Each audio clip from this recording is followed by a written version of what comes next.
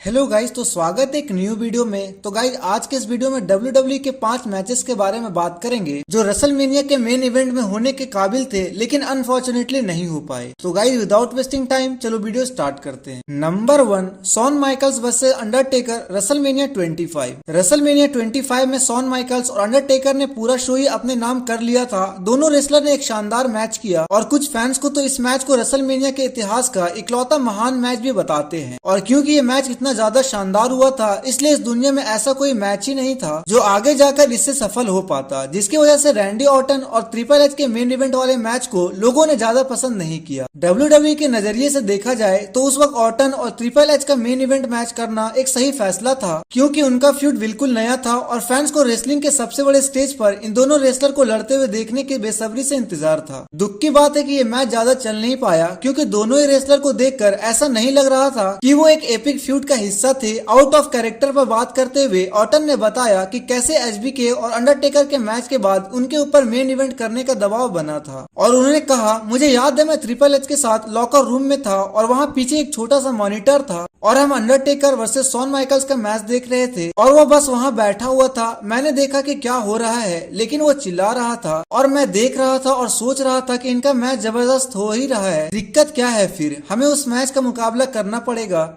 चौक slam kick out, super kick out, tombstone kick out, सारे लोग बिल्कुल थक जाएंगे। चलो बात करते हैं number 2, triple H versus Undertaker, WrestleMania 27। ऐसा बिल्कुल मुमकिन है कि रेसलमेनिया 27 के मेन इवेंट में John Cena versus the Miz का मैच सिर्फ रॉक की दखल अंदाजी की वजह से करवाया गया था। अगर द रॉक रेसलमेनिया के होस्ट के तौर पर उसमें शामिल नहीं होते, तब शायद कोई दूसरा ही मैच मेन इवेंट स्लॉट में हमें देखने को मिलता और वो मैच होता triple H versus the Undertaker का शोडाउन। रेसलमेनिया 27 को अक्सर ही अब तक के सबसे खराब रेसलमेनिया इवेंट में से एक माना जाता है और इसकी एक जायज वजह भी है, लेकिन ट्रिपल एच और अंडरटेकर का मैच सच में शानदार था और इसकी वजह से ही वो शो को पूरी तरह खराब होने से बचा था। अगर उनका मैच शो के मेन इवेंट में कराया जाता तो शायद WWE फैन बेस की नजरों में इस पूरे शो की हालत सुधार जाती। चलो बात करते हैं number 3, the Rock versus Hulk Hogan, WrestleMania 18। WrestleMania 18 के मेन इवेंट में 2002 के Royal Rumble winner Chris Jericho और ट्रिपल एच का मैच हुआ था। हालांकि ये सच में रेसलमेनिया के लिए एक शानदार वर्ल्ड टाइटल मैच था, लेकिन द रॉक और हल्क होगन के एक ड्रीम मैच के सामने ये मैच कुछ भी नहीं था। ये ड्रीम मैच लोगों के सभी उम्मीदों पर खरा उतरा था और जेरिको के साथ साथ बाकी कई रेसलर ने ये कहा था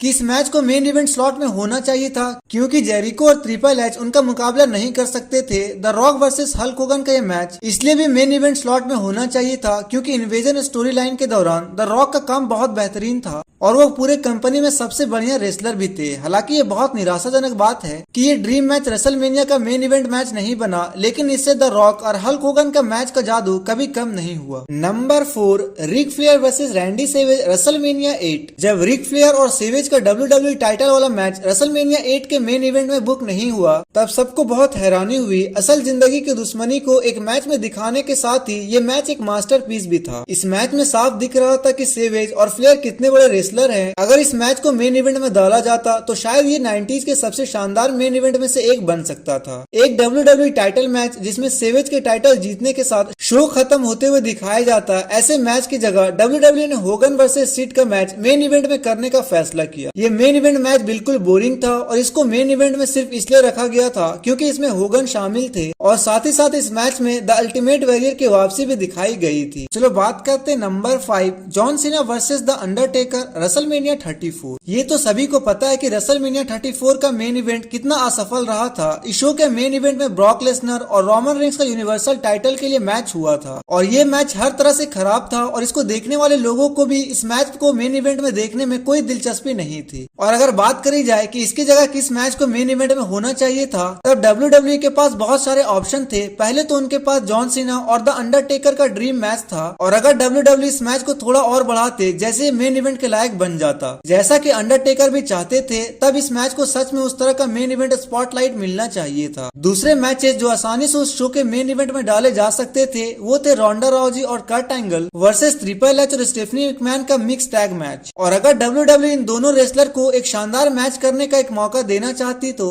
शायद एजे स्टाइल वर्सेस शिंसुके नाकामुरा का मैच भी हो सकता था।